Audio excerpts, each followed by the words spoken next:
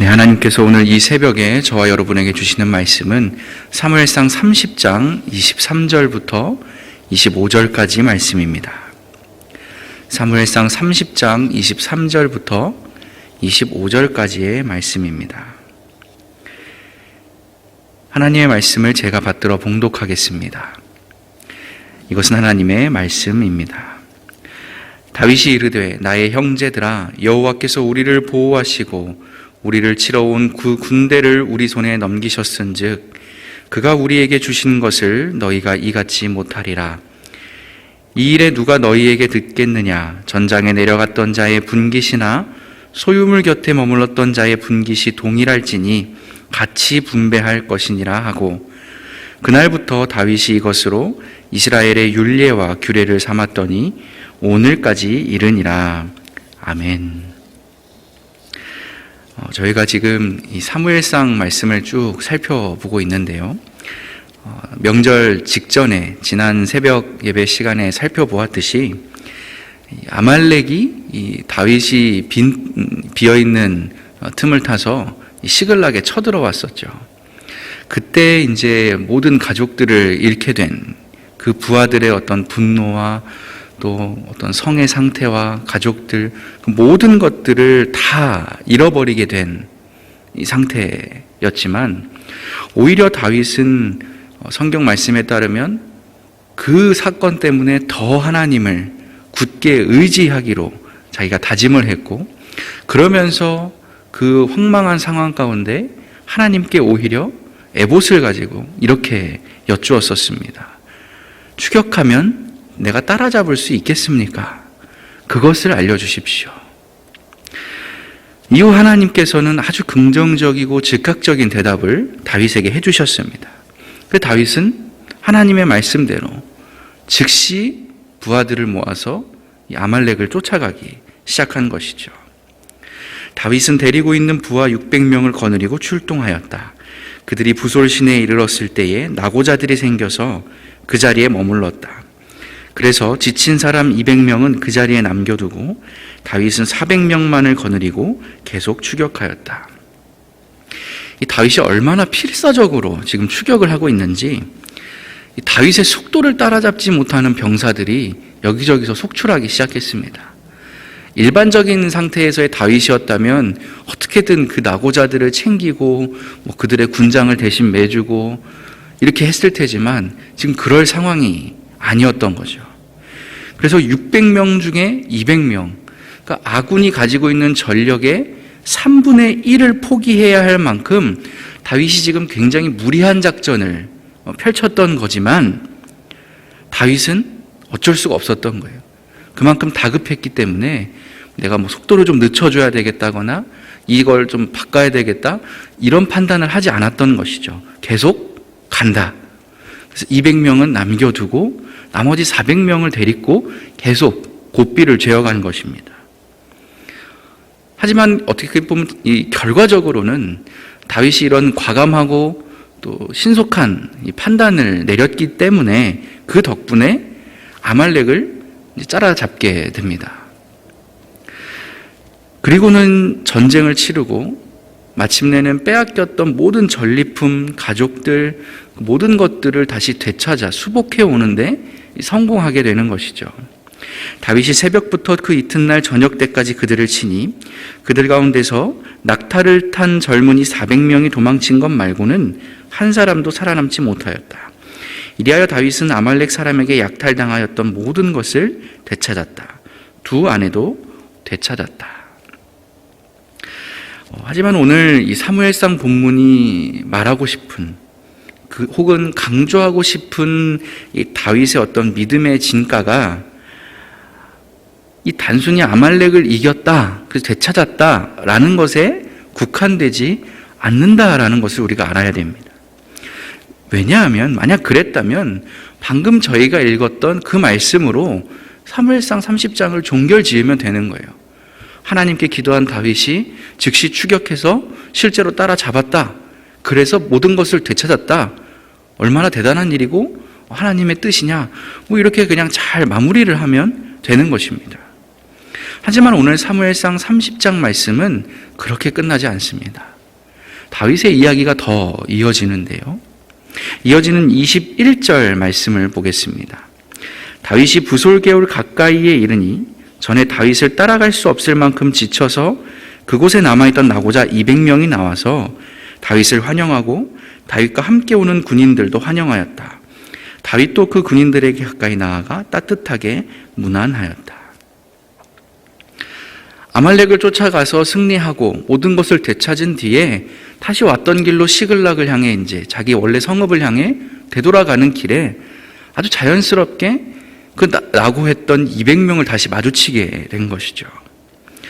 얼마나 반가웠겠습니까? 서로 포옹하면서 살아 있었구나, 이기고 돌아왔구나, 다 되찾아왔구나, 고생했다, 막 이렇게 격려하고 축하하고 포옹하는 참으로 아름답고 따뜻한 전우회가 그려지고 있는 바로 그때 작은 균열이 발생합니다. 갑자기 몇몇 사람들이 들고 일어나서 사람들에게 다윗에게 강력히 성토를 하기 시작한 거예요. 낙오하지 않고 다윗과 함께 끝까지 400명, 싸우러 간 그 400명 중에 포함되어 있던 몇몇 사람들이 이렇게 주장하기 시작을 한 것이죠. 아니, 우리가 목숨 걸고 싸우는 동안 저 200명은 여기 누워만 있었지 않느냐. 쟤네들이 한 게 뭐냐? 우리는 죽을 고생 다 하다 왔는데. 근데 전리품을 저들과 나눠야 한다고 생각하니까 이건 너무 억울하다. 저 사람들은 자기 처자식만 가지고 되돌아가게 하고 우리가 따온 우리 전리품은 고생한 400명들이 나눠 갖게 해야 공평한 거 아니냐? 라는 얘기를 하기 시작하는 것이죠. 별거 아닌 것 같지만 사실 다윗 입장에서는 굉장히 곤란하고 위험한 상황에 놓이게 된 것입니다. 왜냐하면 몇몇 사람들의 방금 그 말 한마디로 인해서요, 방금까지는 완벽한 원팀이었던 이 다윗의 부하들이 이 말 한마디로 순식간에 400명 대 200명으로 싹 갈라지게 된 거예요. 원래 전쟁을 치러도 같은 편끼리 싸우는 내전이 가장 참혹하다 그러잖아요. 뿐만 아니라 이제껏 사람들을 그냥 소모품, 물건만도 못하는 존재로 취급하던 그 악한 이방민족들의 문화 틈바구니 속에서 어떻게든 다윗은 사람 중심, 하나님 중심, 생명 중심 이런 가치들을 가지고 조직을 운영해 왔던 다윗이었는데 그것에 정면으로 반하는 일인 거예요. 이제는 모든 부하들의 시선이 이제까지는 동료를 바라보고 서로 끌어안아주고 막 이런 분위기였는데 이제는 사람을 보는 게 아니라 뭘 보는 거예요? 돈이 보이는 거예요. 전리품이 보이는 거예요. 이득이 더 보이는 거예요. 거기에 나의 시선이 집중되기 시작했다라는 것이죠. 이들의 말 한마디 때문에. 이들의 그 주장 때문에 어느새 모든 부하들이 동료보다 그들의 안위와 건강보다는 나한테 얼마 떨어지나 계산기를 두드리기 시작하게 되었다라는 것입니다. 방금까지는 전혀 사심 없이 그들과 함께 이렇게 포옹하고 하던 그들 사이에 딱 돈이라는 녀석이 자리를 잡게 되니까요, 어색한 침묵이 흐르던 거예요. 왁자지껄했었는데 조용해지는 거예요. 서로를 끌어안고 막 있던 이 손이 슬쩍 풀리게 되는 거예요. 그러게? 어떻게 되는 거지? 어느새 400명과 200명 모두 손이 칼자루에 슬쩍 올라가게 되는 거예요. 그리고 식은땀을 흘리면서 다윗의 입만 쳐다보는 거예요. 어떻게 할까? 어떻게 될까? 이 일촉즉발 위기의 순간에 다윗이 평소에 가지고 있었던 하나님을 향한 믿음의 진가가 빛을 발하는 것이죠. 다윗이 이렇게 말합니다. 30장 23절 말씀입니다. 다윗이 이르되 나의 형제들아, 여호와께서 우리를 보호하시고 우리를 치러 온 그 군대를 우리 손에 넘기셨은즉 그가 우리에게 주신 것을 너희가 이같이 못하리라. 다윗이요, 그 긴장된 순간에 모두가 잊고 있었던 누군가의 이름을 상기시켜 주는 거예요. 그게 누굽니까? 여호와 하나님이라는. 얘들아, 너네 빨리 기억해야지. 지금 하나님께서 우리를 보호하셨고 하나님께서 아말렉을 우리 손에 넘겨주셨기 때문에 이 가족들, 전리품들, 그리고 우리의 이 목숨이 멀쩡하게 남아있고 살아있는 거야. 우리가 게으름 피우지 않고 부지런히 쫓아가서 지휘관인 내가 작전을 기가 막히게 잘 짜서 너희가 피땀 흘려 용맹하게 싸웠기 때문에 승리했다? 그거 절대 아니야. 처음부터 끝까지 하나님이 하신 일이라는 거지. 그러니 당연히 이 모든 것들도 다 하나님이 주신 것이다. 따라서 이 전리품의 소유는 하나님께 있는 것이기 때문에, 우리 것이 아니기 때문에 나도 너희도 그 누구도 제 마음대로 갈라내고 어떻게 처리하고 할 수 없다라는 것이었죠. 여러분, 오늘 사무엘상 이 30장의 본문을 처음부터 끝까지 쭉 살펴보면요, 사실 하나님의 직접적인 개입, 어떤 일하심은요 거의 드러나지 않아요. 딱 한 번, 다윗이 처음에 아말렉을 쫓아가려고 할 때 추격하면 따라잡겠습니까? 라고 여쭸을 때 하나님께서 다윗에게 그렇게 하면 너가 반드시 따라잡을 것이다 라고 개인적인 응답을 한번 주신 것 말고는 오늘 이 사무엘상 30장에는 하나님의 일하심이 그 외에는 전혀 드러나지 않아요. 직접적인 일하심이에요. 처음부터 끝까지 다 다윗이 혼자 알아서 결정한 일이에요. 하지만 오늘 이 사무엘상 30장 말씀을 읽는 사람이라면 누구라도 하나님의 살아계심과 일하심을 생생히 체험할 수 있어요. 누구를 통해서요? 다윗의 삶을 통해서. 다윗의 삶을 보니까 하나님이 다윗을 돕고 계시구나, 하나님이 살아계시구나 라는 것을 다윗의 삶을 통해서 알 수 있더라는 것이죠. 여러분, 오늘 그가 한 일은 무엇입니까? 딱 하나예요. 위기의 순간에 나의 시선을, 그리고 내 주변 사람들의 시선을, 다른 것을 보던 그 시선을 하나님을 보는 데 쓰는 것, 하나님께로 돌려내는 것에 있었다라는 것입니다. 아말렉에게 가족을 잃은 그 부하들의 분노, 그래서 다윗을 타겟으로 삼고 돌로 치자라고 할 때 다윗은 잃어버린 가족들을 보는 것이 아니라, 불타는 성읍을 보는 것이 아니라 하나님께 기도하며 하나님을 바라봤다라는 것입니다. 그리고 자신의 시선뿐만 아니라 부하들의 시선도 하나님께로 돌려냈던 것이죠. 하나님께로, 그 다음 할 일로, 추격하면 따라잡겠습니까? 라는 기도로서 말이죠. 또 오늘 방금 살펴보았듯이 400명과 200명이 완전히 갈라지기 일보 직전이었을 상황에도 다윗은 돈과 전리품만 바라보게 되던 그들의 시선을 하늘로 쑥 들려 올려주는 거예요. 이 믿음의 행위가 다윗 인생에 찾아온 가장 큰 위기의 순간을 최고의 반전의 기회로 바꿔주었다라는 것입니다. 그것도 연달아 2번씩이나 말이죠.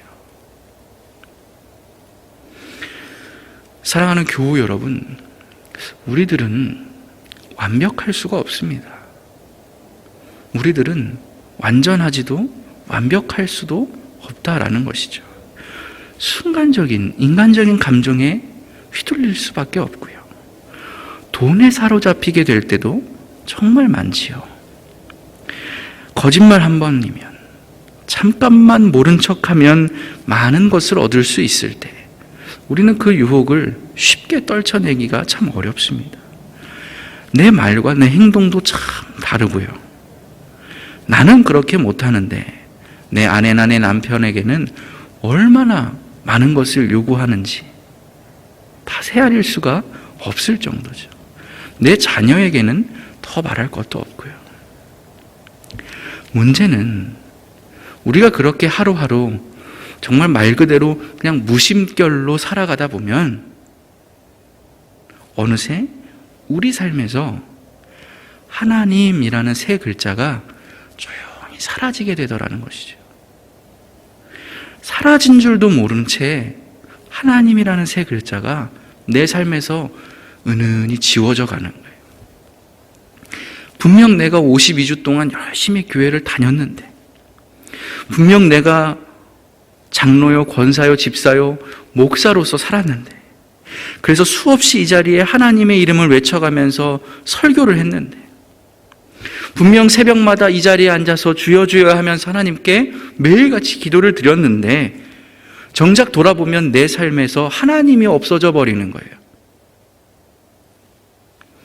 아무리 살펴봐도, 누가 봐도 이 홍영택이라는 사람에게서 하나님의 흔적이 1cm도 발견이 안 되더라는 것이죠. 그런 사람에게는 하나님께서 뭐라 말씀하시겠습니까? 너는 도대체 누구냐?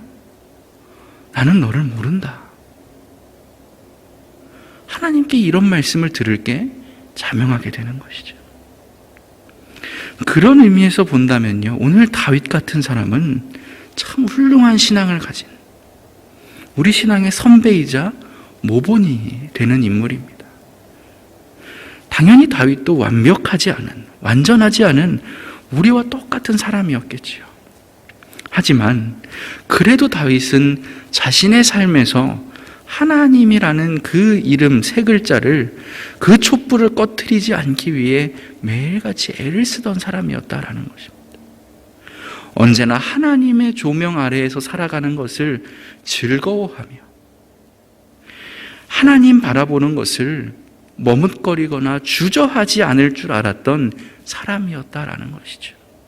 그래서 다윗이 지나온 삶의 발자국에는 그 뒤를 돌아보면 언제나 하나님의 흔적이, 하나님이라는 세 글자가 누구라도 알아볼 수 있을 만큼 선명하게 새겨지게 되었다라는 것입니다. 아, 다윗의 삶을 보니 하나님이 계시구나. 사랑하는 여러분, 오늘 저와 여러분에게도 이와 같은 다윗의 믿음이 간절히 있기를 주님의 이름으로 축원합니다. 우리가 하나님을 바라볼 수 있어야 합니다. 하나님은 의지할 수 있어야 합니다. 말로만이 아니라, 습관으로만이 아니라 매 순간 이 하나님의 말씀에 나를 부지런히 견주면서 그렇게 살아갈 수 있어야 한다라는 것이죠. 나의 익숙함, 나의 뻔뻔함, 나의 잘됨, 나의 평안하고 안락함, 나의 건강함, 이런 것들로 인해서 어느새 나의 삶에서 하나님이 사라져 있는데, 그 하나님이 사라져 있는 것도 모른 채 신앙생활 잘하고 있네, 스스로 착각하고 있는 것은 아닌지 우리가 늘 깨어 살필 수 있어야 한다라는 것입니다. 그래서 부디 오늘 이 다윗과 같이 하나님의 살아계심이 여러분의 삶으로, 매일매일의 삶으로 하나님의 살아계심이 증명이 될 수 있는 그러한 복된 삶을 우리 모두가 살아가게 되기를 우리 주 예수 그리스도의 이름으로 간절히 축원합니다. 기도하겠습니다. 자비하신 하나님, 돈 없이, 내 집 없이, 차 없이, 사랑하는 사람 없이 사는 것은 그렇게 불안해하고 힘겨워하면서도 하나님 없이 사는 삶은 대수롭지 않게 생각하는 우리의 모습임을 고백합니다. 사울 왕처럼 끝내 하나님의 어떤 대답도 얻지 못하는 신세로 전락되기 전에 오늘 이 다윗과 같이 늘 하나님과 동행하기를 기뻐하며 자신의 삶을 통해 하나님의 살아계심을 증명해내는 우리의 복된 삶이 되도록 주님이 역사하여 주시옵소서. 예수님의 이름으로 기도드립니다. 아멘.